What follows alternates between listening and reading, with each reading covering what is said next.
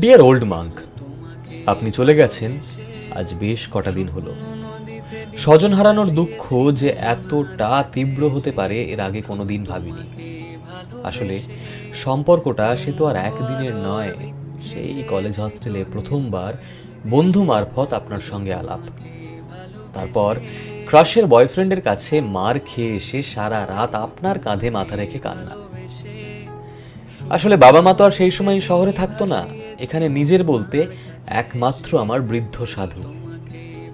এরপর বন্ধুরা সবাই মিলে দার্জিলিং বেড়াতে গিয়ে সস্তার হোটেল বুক করে খাটের ওপর স্টিলের থালা পেতে মোটা কাঁচের গ্লাসে আপনাকে ঢেলে আপনাকে ছোঁয়ার সেই উষ্ণতা।